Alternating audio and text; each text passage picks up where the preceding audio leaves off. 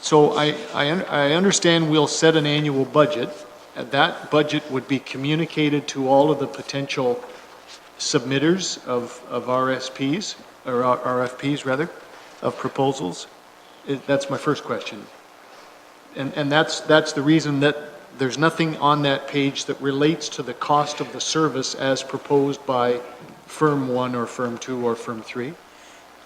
Through you, Mr. Chair. So we do the RFP on a 2-envelope system. So it's the one envelope has the finances and the others have the... So there was no reference to that that I could see anywhere in the report or on that page. So. Yeah, so this is the grading, and then it's the cost per point that we come to.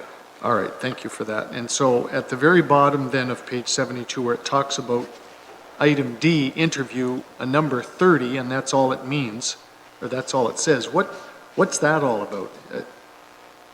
And is that where the cost of the proposal is somehow evaluated and rated? What does 30 mean in that context? Through you, Mr. Chair. So when we get to A, B, and C, any proponent that gets 80 points or higher on that would proceed to the interview stage. Yes, and then there'd be an extra 30 points awarded at the interview stage, and everything would be taken as a whole, and that price per point would be evaluated against the financial package. All right, okay. Thank you. Councillor Brunton. Mr. Chairman, I too wanted to bring up that Lambton County issue, just to prove to Andy I did read it. So, anyways, my Get a gold star for reading the whole report. question is, you know, if once this position is filled and we think we have a conflict of interest, is there going to be some mechanism or controls put in place? Like, would we ask the county administrator, we think we have a conflict, can we go and talk to this gentleman or lady, whoever it may be? Is that, there's going to be some control in place, like, so it's not a revolving door for them, and the cost would substantially go up, I assume? There are a number of control mechanisms put in place. As Mr. Grosel indicates, we'll need a written request from yourselves directly to the Integrity Commissioner. And what we're actually hoping to build out of that is a bit of a database. Councillor A asks, we're dealing with an issue about my sister-in-law's, that might impact my sister-in-law's dry cleaning business. Is that a conflict of interest? I don't know if that's too close or not. Well, if we can keep a record of those, then the next time Councillor B, C, D, E, or F has a question about brother-in-law's business, we've sort of got a stock, there's sort of a stock answer there. So there is some hope to not constantly replicate. The thing is, I mean, every 4 years you could have, in theory, a whole new council. That's part of the answer. But to really understand the logic of the system, this will create a right of access for all members of council. It will continue to be the case that you cannot directly ask Norfolk County staff whether you have conflicts of interest, keeping in mind we work for you, right? So the point is to have access to an outside legal expert or individual legal expertise, so that you can get it straight from the horse's mouth, and someone who, of course, isn't beholden to you, unlike staff. So you will have that right of access. The entry point is that you make a formal written request for advice on whatever the issue of the day happens to be. We in turn will get to build a bit of a database for what will become, I would submit to you, fairly common questions, with the hopes of long-term driving the cost down so that we don't have to constantly reinvent the wheel. I hope that answers the question. Well, I guess what I'm wondering is how much confidentiality is there if I feel I have a conflict? How much do I have to reveal, I guess, to, what if there's things I want to keep confidential, but I do have a conflict? Listen, I'm looking at that. Do we have to give much detail? How does that work? Through you, Mr. Chair, I certainly, if there's a situation like that arises, I can work with you to make sure. I don't even need to know. I just need that we can arrange something to have something in writing that the Integrity Commissioner receives and holds on to. And all we'd know as a county is that there was details around a conflict of interest advice for you done in writing. I mean,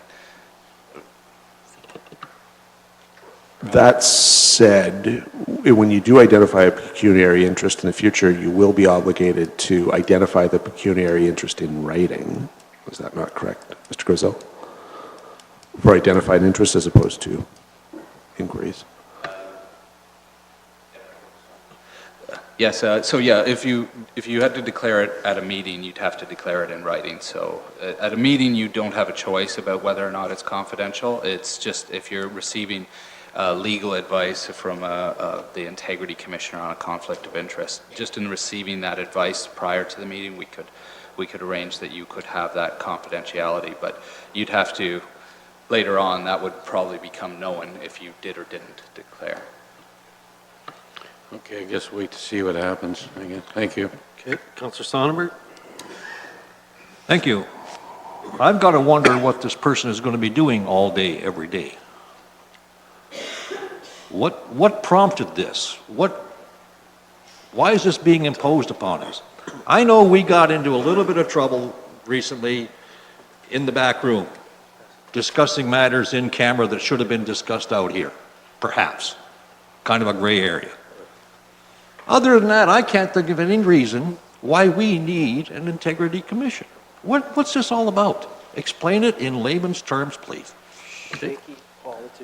Mr. CAO. No one who draws a paycheck at the Corporation of Norfolk County is suggesting that you specifically need an integrity commissioner. However, it is not a negotiable item. The province of Ontario has legislated it, and it shall be so effective March next year. We are suggesting that it's a good idea. We've proposed a timeline of a new code of conduct and a path forward with the integrity commissioner so that we have all of this stuff set up before a new council is elected so that this experienced council can put in place something workable that it believes could pass muster for the next 4 years, so that the next council starts up with something that will work. So this has nothing to do with the Corporation of Norfolk County or with this elected council. Frankly, they're just bigger issues afoot, and other municipalities have had wildly spectacular scandals. I'm happy to report that we're boring with a lack of crazy ethical violations. It's probably less great for the media, but it's pretty good for daily life for the residents of Norfolk County. And certainly we're not implying that this is necessary, other than to say there is a law, new portions of the Municipal Act, and we need to comply with those. Thank you. Anything further? No? I've got one question. Is an integrity commissioner, is that one human body or is it a legal firm? Can you explain that, Andy? Through you, Mr. Chair. Yes, so the RFP is designed to not eliminate either option.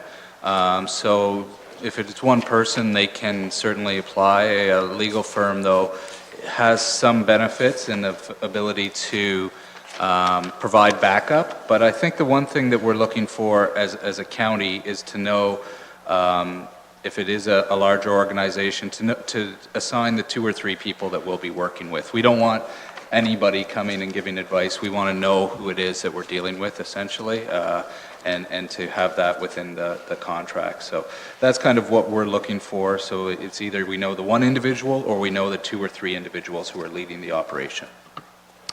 Okay, thank you. Okay, the recommendation is on page 67. I need a mover and a seconder. Jim Oliver, Councillor Oliver, and Councillor Black. Seconder. I will read it.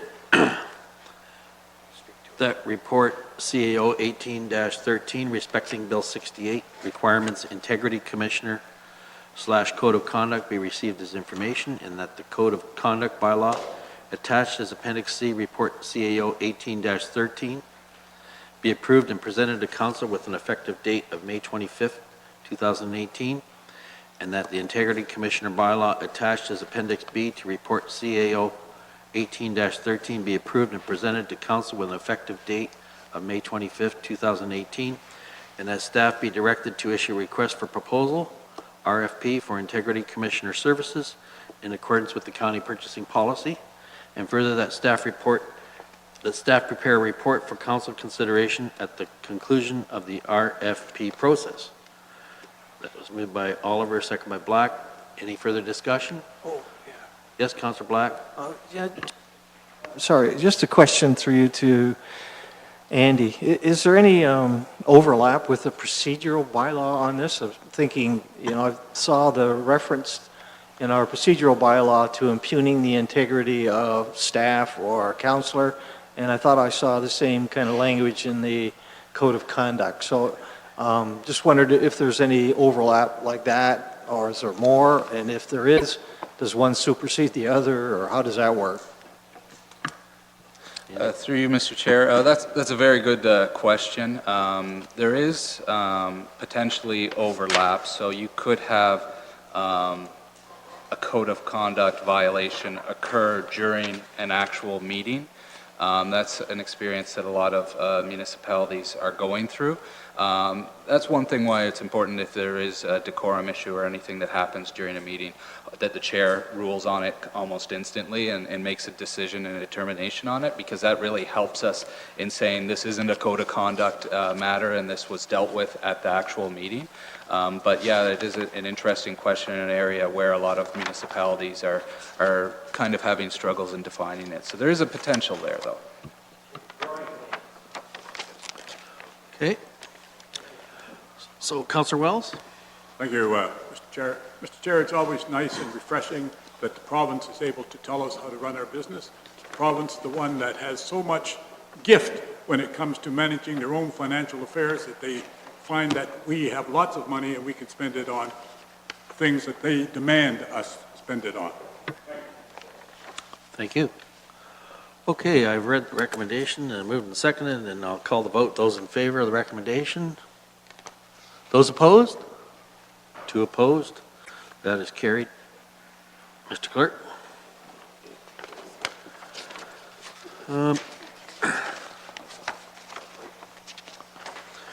We have no communications, no motions, no notice of motions.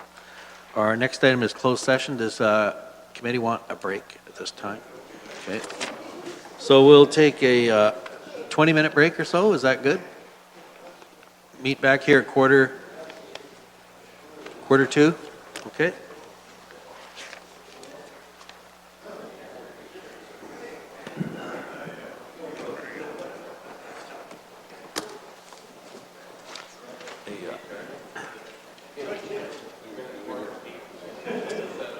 Oh, you're good? Okay, that's good. I kind of follow this. Yep, yep. That's good to know. Some like wanted it, but that's totally fine. Okay, it's just more work for you. And yeah, I follow it on here. Yep, perfect. But if there's something like this, yeah. Yeah, okay, I'll just give you even kind of a standard. Anything that deviates from the agenda. Yeah.